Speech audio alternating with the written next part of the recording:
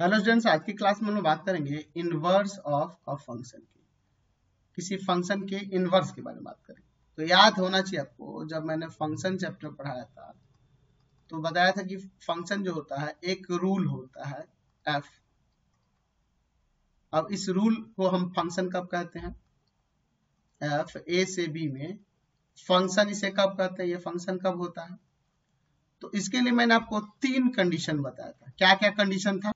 पहला कंडीशन था कि ए एंड बी सेट जो है ये नॉन एम्प्टी होने चाहिए, शुड बी नॉन एम्प्टी। दूसरा कंडीशन था कि एवरी एलिमेंट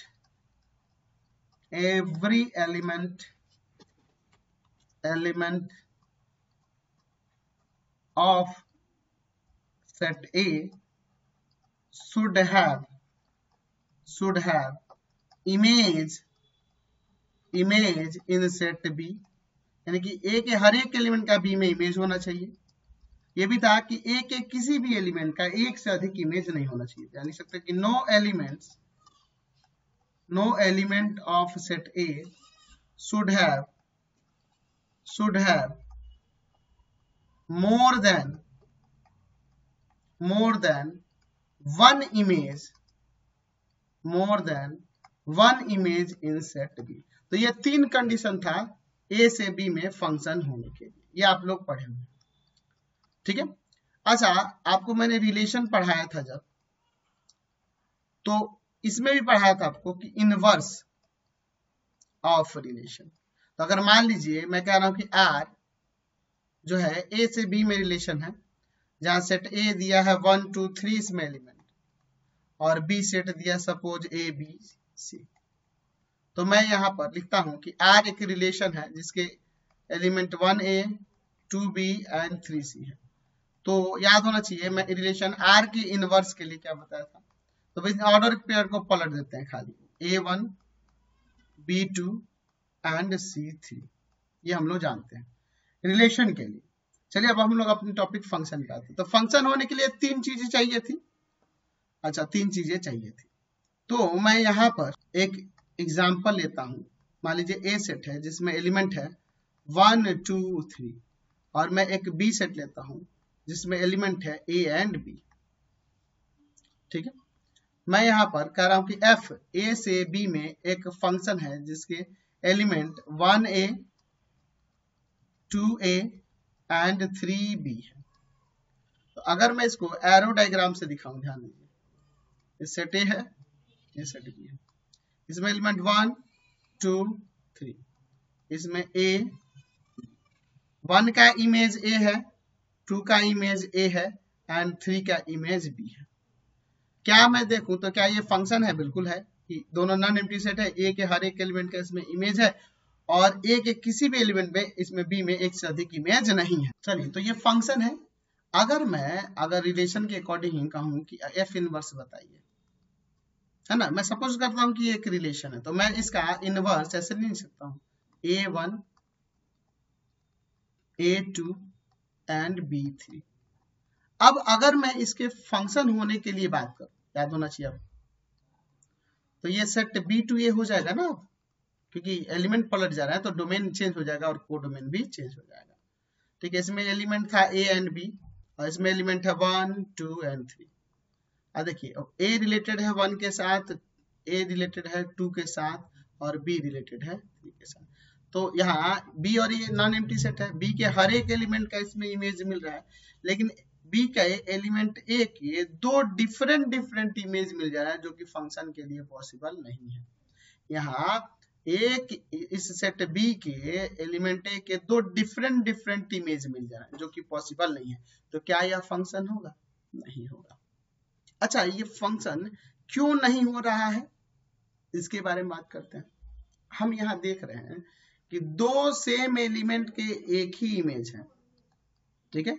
यहाँ फंक्शन 1 का इमेज ए है ना, और फंक्शन 1 रखने पे और फंक्शन में 2 रखने पे भी इमेज ए है। तो ये फंक्शन जो है एक्चुअल में मेनी वन है। ये फंक्शन कैसा है? 1 1 नहीं है, यानी मेनी वन है। F is not 1 1।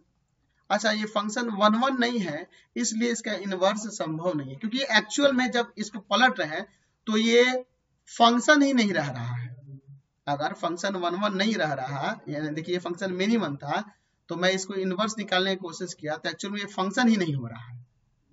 इसका मतलब कि फंक्शन 1 1 रहता तो काम बन जाता। अच्छा, एक और कंडीशन लेता हूँ। चलिए मान लीजिए मैं यहाँ पे एक फंक्शन 1 1 ही ले लेता हूँ, ए, जिसमें एलिमेंट है 1 2 एंड 3, और मैं एक बी सेट ले लेता हूँ जिसमें एलिमेंट है A B C and D. ठीक है, मैं यहाँ पे एफ ले लेता हूँ या जी ही ले लेता हूँ, फंक्शन जी, जो कि ए टू बी में डिफाइन है किस तरह से, 1 का इमेज ए, 2 का इमेज बी एंड 3 का इमेज सी। ठीक, ये 1 1 फंक्शन है। देख लीजिए यहाँ पे एरो डायग्राम से देख सकते हैं, ए बी, इसका एलिमेंट है 1 2 एंड 3, इसका एलिमेंट है यहाँ पे A B C and D. तो देखिए 1 का इमेज ए, 2 का इमेज बी, 3 का इमेज सी, ये फंक्शन 1 1 दिख रहा है। तो अगर मैं इसे एज ए रिलेशन समझूं और इसका जी इनवर्स ऐसे निकालना चाहूं तो देखिए क्या हो जाएगा, A1 B2 एंड C3। ध्यान से देखिए, अगर मैं यहाँ पर फंक्शन B2A सेट की बात करूंगा, एलिमेंट है A B C D और इसमें एलिमेंट है 1 2 एंड 3। ए रिलेटेड है 1 के साथ, बी रिलेटेड है 2 के साथ एंड सी रिलेटेड है 3 के साथ। तो हम जानते हैं कि B2A फंक्शन होने के लिए दोनों नॉन एम्प्टी सेट होना चाहिए और बी के हर एक एलिमेंट का इसमें इमेज होना चाहिए। तो देखिए एलिमेंट डी का कोई भी इमेज नहीं हो रहा है, तो इसलिए ये भी आपका फंक्शन नहीं है। तो ऐसा फंक्शन क्यों नहीं हो रहा?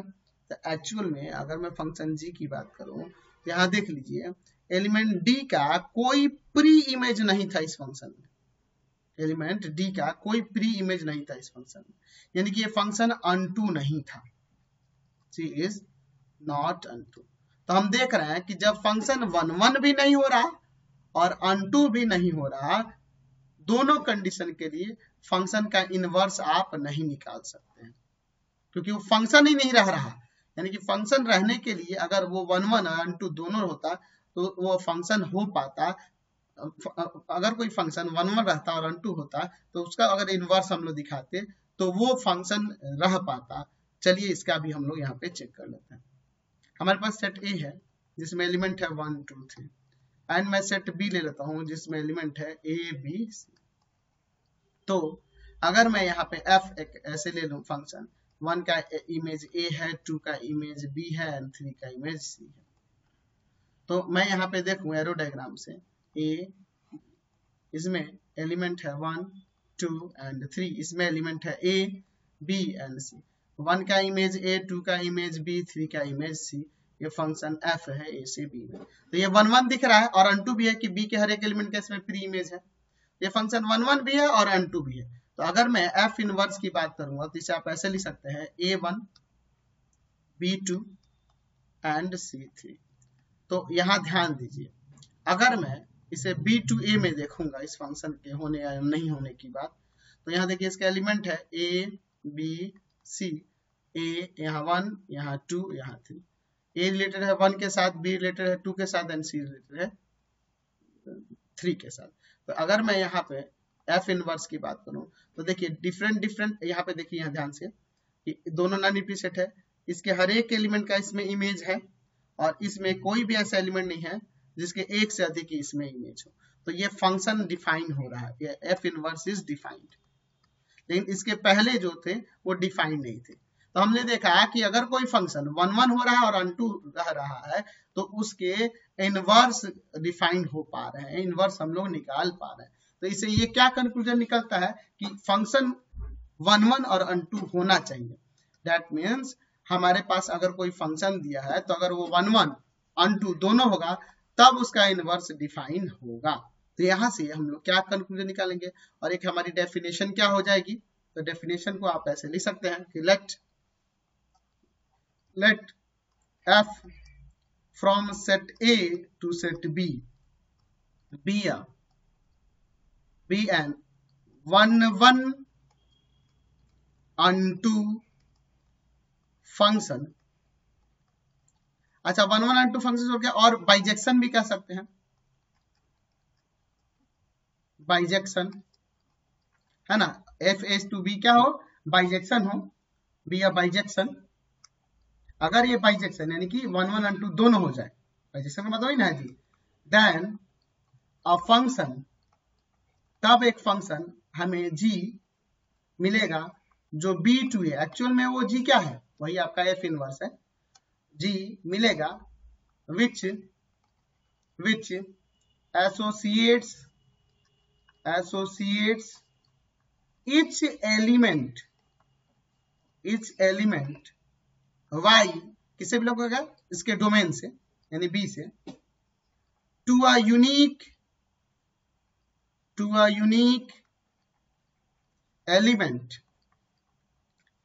एलिमेंट x जो कि बिलोंग करेगा a से, such that fx equal to में y इज कॉल्ड किसको, g को, is called the inverse of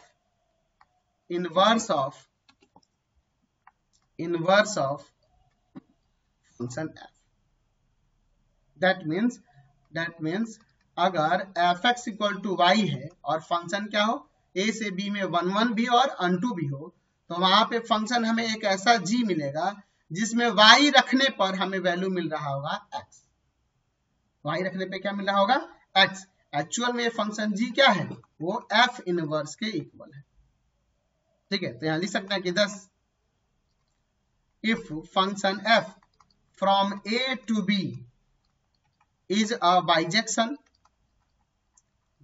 यानी कि 1 1 and 2, देन f इनवर्स जो कि कैसे डिफाइन होगा, b to a is such that fx equal to y, that means f inverse y equal to में x। आप इस g की जगह पे f इनवर्स भी लिख सकते हैं। अच्छा अगर f a से b में फंक्शन है तो f इनवर्स कैसे फंक्शन हो जाएगा, b टू a में। ध्यान देंगे कि a से b में वो बाइजेक्शन होना चाहिए, तो एक्चुअल में देखो इस फंक्शन f का डोमेन जो था, इस फंक्शन का कोडोमेन बन गया, इसका कोडोमेन जो था वो उसका डोमेन बन जा रहा है, ठीक है, समझ रहे ना। चलिए तो अब यहाँ पे थोड़ा हम इसको समझते हैं, एग्जाम्पल जो अभी देखा हमने, जो एग्जाम्पल देखा फंक्शन f a से b में डिफाइन था, a का एलिमेंट 1 2 3 लिए थे एंड b का एलिमेंट a b c लिए थे। तो मैंने यहाँ पर f लिया था फंक्शन a से b में, जिसमें 1 a से रिलेशन है, 2 का b से एंड 3 का c से। तो ये 1 1 and 2 फंक्शन दिख रहा है, दैट मीन्स f इनवर्स कैसे डिफाइन था जी, a1 b2 एंड c3। अच्छा एक चीज यहाँ ध्यान दीजिएगा, अगर फंक्शन f यहाँ 1 1 और अनटू दोनों है यानी बाइजेक्शन है, तो उस कंडीशन में फंक्शन f का जो रेंज होगा वो एक्चुअल में इक्वल हो जाता है। देखिए इसका रेंज क्या है, ए बी सी वाले एलिमेंट है, और यहाँ कोडोमेन भी वही है, कोडोमेन ऑफ द फंक्शन के जो रेंज होगा वो कोडोमेन ऑफ द फंक्शन हो जाएगा। क्यों, क्योंकि जब अनटू फंक्शन होगा तो अगर a से b में वो फंक्शन हो रहा है और ये अनटू भी है, तो इसके b के यानी कि कोडोमेन के हर एक एलिमेंट का प्री इमेज मिलेगा। तो जब हर एक एलिमेंट एक एलिमेंट के साथ एसोसिएट होगा, दैट मींस रेंज जो होगा एक्चुअल में कोडोमेन के इक्वल हो जाएगा, ठीक है। तो अगर कोई फंक्शन f a से b में डिफाइन है और ये 1 1 and 2 दोनों है, दैट मींस ये फंक्शन f का जो रेंज है और कोडोमेन है वो दोनों का दोनों क्या है, b ही है। तो यहां से ये कंक्लूजन निकला, तो हम लिख सकते हैं कि range of the function f जो होगा, फंक्शन f का जो रेंज होगा एक्चुअल में वह कोडोमेन ऑफ द फंक्शन के इक्वल होगा। और कोडोमेन कहिए या रेंज कहिए एक ही बात हो जाएगी अगर वो 1 1 and 2 हो रहा है तो अभी आपने देखा कि f a से b में डिफाइन है, अगर ये बाइजेक्शन है तो ये डोमेन होगा और ये क्या होगा, रेंज होगा, चाहे कोडोमेन भी कह सकते हैं। तो एक्चुअल में अगर मैं इसे रेंज कहूंगा तो फंक्शन एफ का जो रेंज था एफ इनवर्स का क्या बन जा रहा है, डोमेन। तो हम यहां से लिख सकते हैं कि range of the function F actual में इक्वल हो जा रहा है domain of the F inverse के। एंड इस फंक्शन एफ का जो डोमेन है फंक्शन एफ का जो डोमेन है एक्चुअल में ये भी तो 1 1 2 होगा, तो इसके रेंज यानी इसका कोडोमेन कहिए या रेंज कहिए, range of the function F inverse के, यानी कि डोमेन रेंज बन जा रहा है और रेंज डोमेन बन जा रहा है एफ इनवर्स के लिए। चलिए एक और टॉपिक छोटा सा है, इन्वर्टिबल फंक्शन क्या होता है, इन्वर्टिबल फंक्शन। इन्वर्टिबल का मतलब जिसका इनवर्स पॉसिबल है, ठीक है।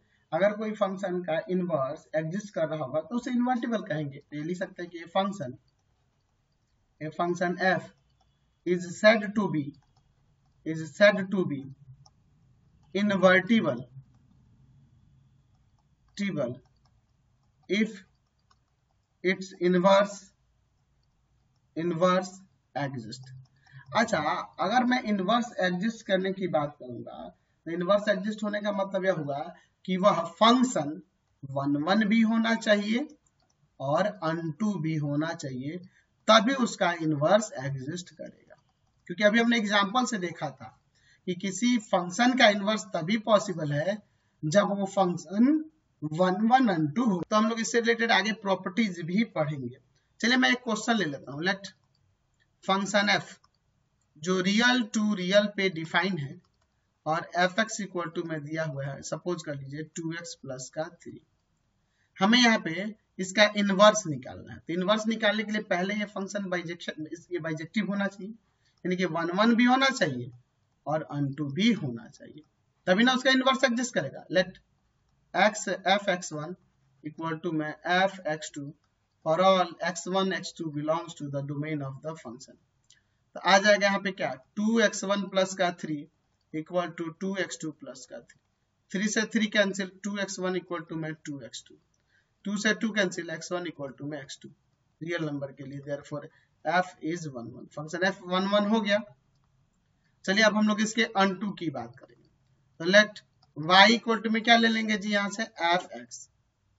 तो y इक्वल टू में हो जाएगा यहाँ पर 2x प्लस का 3, यानी 2x इक्वल टू में y माइनस का 3 एंड x इक्वल टू में क्या आ जाएगा, y माइनस 3/2। तो x के वैल्यू की बात करें तो रियल नंबर होगा when y belongs to r। अगर y के जगह कोई भी रियल नंबर रखेंगे तो x का वैल्यू भी रियल आएगा, यानी कि इसके कोडोमेन के हर एक एलिमेंट का प्री इमेज मिलेगा। लिख सकते हैं for every elements of codomain are having pre-image in its domain are under the function f। यहाँ पे लिख सकते हैं therefore function f is unto। तो फंक्शन f 1 1 unto हो गया, यहाँ पे लिख सकते हैं ना कि hence function f is bijective। तो बाइजेक्टिव जब हो गया तो ये इसका इनवर्स निकल सकता है। तो एक्चुअल में वो इनवर्स क्या होगा, तो यहाँ से जो x का वैल्यू आ रहा है ना, x इक्वल टू में y माइनस 3/2, एक्चुअल में ये फंक्शन का इनवर्स ही है। f इनवर्स ऑफ y क्या है, y माइनस 3/2 है, ठीक है।